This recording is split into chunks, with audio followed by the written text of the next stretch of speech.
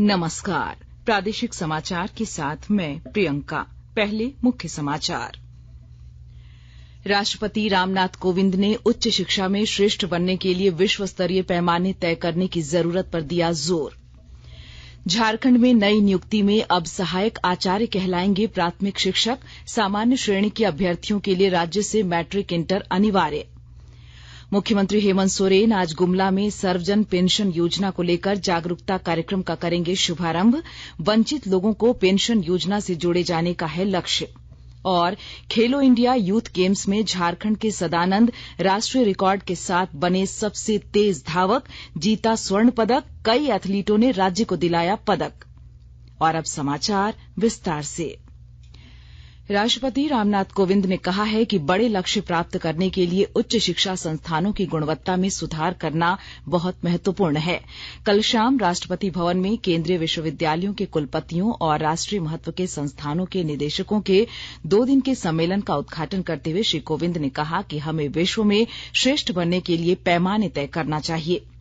उन्होंने प्रसन्नता व्यक्त की कि इस वर्ष भारत के 35 संस्थान गुणवत्ता रैंकिंग में शामिल हुए, जबकि पिछले वर्ष इनकी संख्या केवल 29 थी। शीर्ष 300 संस्थानों में इस वर्ष 6 शामिल हैं, जबकि पिछले वर्ष केवल 4 थे।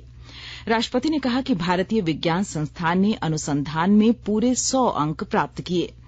इस संस्थान ने प्रिंसटन, हार्वर्ड, MIT और काल्टेक सहित विश्व के 8 अति प्रतिष्ठित संस्थानों के समान दर्जा हासिल किया।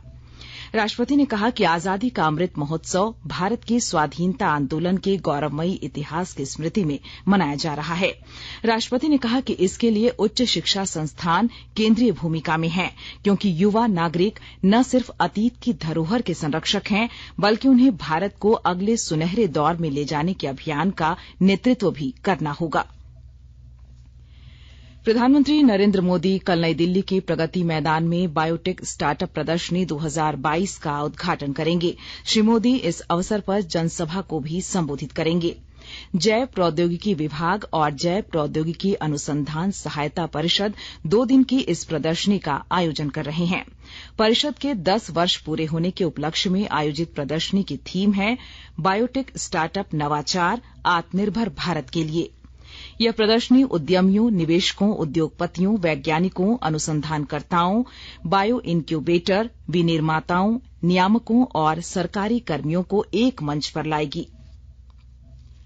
वित्त और कॉरपोरेट कार्य मंत्री निर्मला सीतारमण आज नई दिल्ली के विज्ञान भवन में आजादी का अमृत महोत्सव के अंतर्गत आर्थिक कार्य विभाग के विशेष दिवस समारोह का शुभारंभ करेंगी। जागरूक निवेशक समृद्ध भारत की नींव विषय पर आयोजित संगोष्ठी में प्रतिभूति बाजार में महिला निवेशकों के प्रवेश और भारतीय खुदरा निवेशकों की संख्या में वृद्धि पर विचार विमर्श होगा। इसका आयोजन भारतीय प्रतिभूति और विनिमय बोर्ड सेबी ने आर्थिक कार्य विभाग के सहयोग से किया है।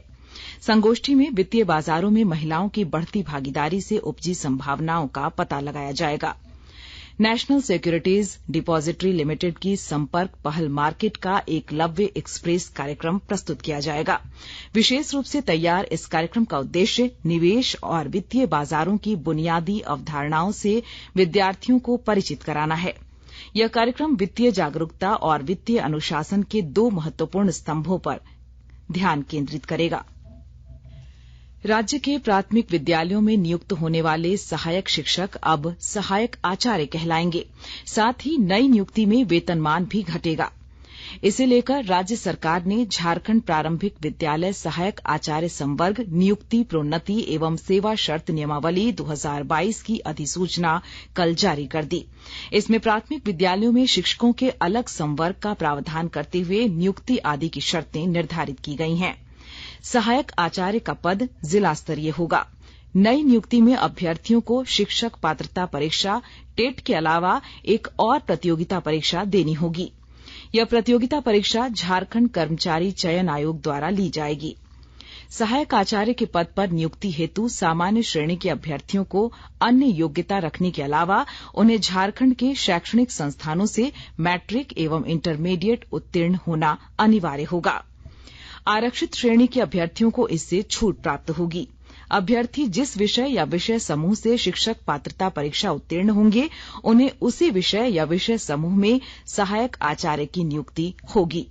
साथ ही जिले के लिए अधिसूचित क्षेत्रीय व जनजातीय भाषा से शिक्षक पात्रता परीक्षा उत्तीर्ण होने पर उसी जिले में नियुक्ति हेतु अभ्यर्थी योग्य होंगे। गिरिडीह जिले के सरिया में कल 4 करोड़ रुपए की लागत से प्रस्तावित बकरवा नदी पर बनने वाले पुल का शिलान्यास भारत सरकार की शिक्षा राज्य मंत्री अन्नपूर्णा देवी और बगोदर के विधायक विनोद सिंह ने संयुक्त रूप से किया। नक्सल प्रभावित क्षेत्र के इस पुल निर्माण से आधे दर्जन पंचायतों के हजारों ग्रामीणों को फायदा होगा। इस मौके पर मंत्री अन्नपूर्णा देवी ने कहा कि भारत सरकार हर क्षेत्र के विकास के लिए काम कर रही है। उन्होंने कहा कि केंद्र सरकार ने 8 सालों में 60 साल का काम कर दिया है। उन्होंने कहा कि इस पुल के निर्माण से लोगों की वर्षों पुरानी मांग पूरी हो जाएगी। राष्ट्रीय जनता दल के केंद्रीय अध्यक्ष लालू प्रसाद आज पलामू जिला व्यवहार न्यायालय में एसके मुंडा की अदालत में हाजिर हुए। यहां उन्हें 6,000 रुपए जुर्माना के साथ रिहा कर दिया गया। बताते चलें कि वर्ष 2009 में गढ़वा जिले की एक सभा में लालू प्रसाद ने निर्धारित स्थल के अलावा अन्य स्थल पर हेलीकॉप्टर उतरवा दिया था, जिससे अफरा तफरी मच गई थी। इसी न्यायालय हाजिरी को लेकर लालू प्रसाद 5 जून से ही डाल्टनगंज प्रवास पर हैं। आकाशवाणी के ताजा तरीन समाचारों के लिए आप हमारी वेबसाइट newsonair.com पर लॉग ऑन कर सकते हैं। ताजा समाचार Twitter handle @AIR news alerts और Facebook page All India Radio News पर भी उपलब्ध है। आप प्रादेशिक समाचार एकांश के ट्विटर हैंडल @AIR न्यूज _ और फेसबुक, इंस्टाग्राम पेज तथा YouTube channel AIR news Ranchi पर भी हमारे बुलेटिन सुन सकते हैं। प्रादेशिक समाचार आप आकाशवाणी रांची से सुन रहे हैं और अब पेश है कोरोना से बचाव के कुछ संदेश।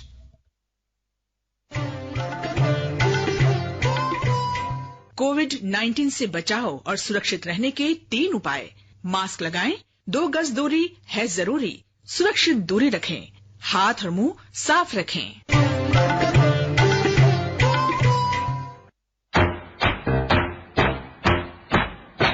चलो मिलकर एक शुरुआत करें, चलो एक फैसला आज करें। मास्क नहीं तो टोकेंगे, कोरोना को रोकेंगे। चलो एक वादा करते हैं, चलो कुछ वादा करते हैं।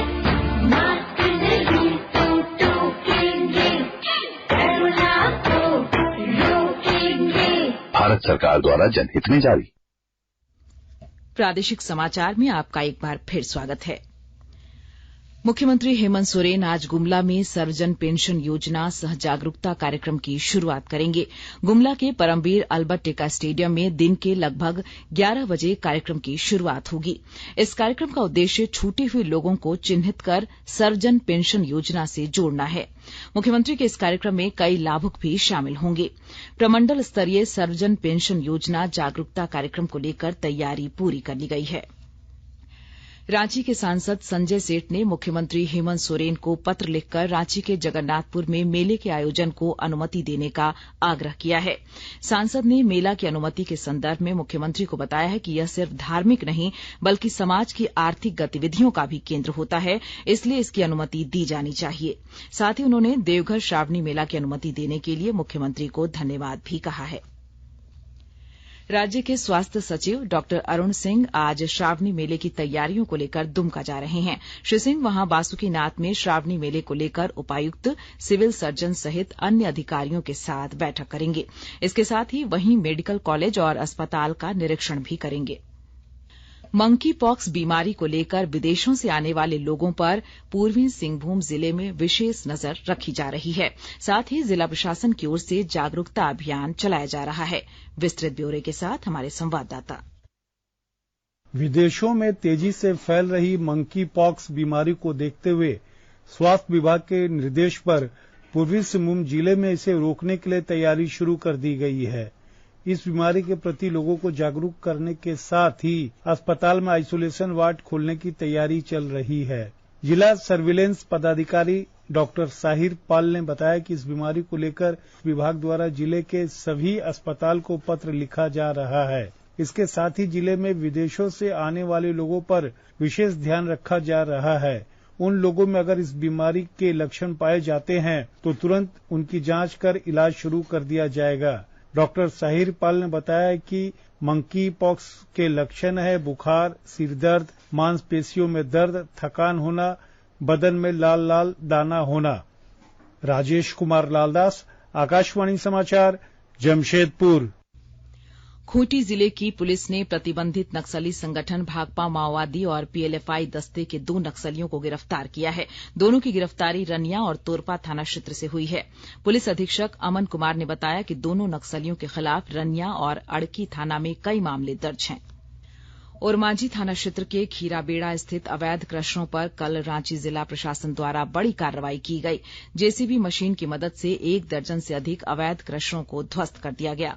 एसडीओ दीपक कुमार दुबे के दिशा निर्देश पर टास्क फोर्स टीम में शामिल पदाधिकारियों द्वारा एक एक कर सभी अवैध क्रशरों पर कार्रवाई की गई। पाकुड़ जिला खनन टास्क फोर्स की टीम ने महेशपुर प्रखंड में अवैध माइनिंग के खिलाफ छापेमारी अभियान चलाकर 26 क्रशरों को सील कर दिया है। अनुमंडल पदाधिकारी हरिवंश पंडित ने बताया कि जिन क्रशरों को सील किया गया है वे बिना सीटीओ के संचालित हो रहे हैं। सिमडेगा के सदर थाना क्षेत्र के काटूकोना गांव में अवैध रूप से स्टॉक किए गए 9000 सीएफटी बालू को प्रशासन ने जब्त कर लिया है। अंचल अधिकारी प्रताप मिंज और खनन निरीक्षक गणेश परीदा ने कार्रवाई करते हुए आरोपी के खिलाफ प्राथमिकी भी दर्ज कराई है। साहिबगंज जिले में चल रहे समर अभियान की समीक्षा बैठक में उप विकास आयुक्त प्रभात कुमार वरदिया ने पोषण दल को गुणवत्तापूर्ण और सही डाटा एंट्री करने का निर्देश दिया है। समर अभियान के तहत एनीमिया से पीड़ित महिलाएं और कुपोषण से पीड़ित बच्चों को चिन्हित किया जाना है। इस अभियान के लिए चुने गए राज्य के 5 जिलों में साहिबगंज भी शामिल है। युवा मामले और खेल मंत्रालय द्वारा हरियाणा के पंचकुला में चल रहे खेलो इंडिया यूथ गेम्स में कल एथलीट सदानंद कुमार ने झारखंड को गोल्ड मेडल दिलाया।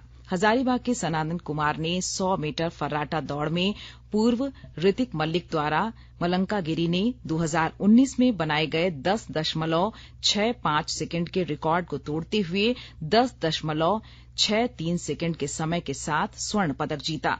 वहीं इसी स्पर्धा में रांची के आशु कुमार सिंह ने 10.79 सेकंड के साथ झारखंड के लिए कांस्य पदक जीता।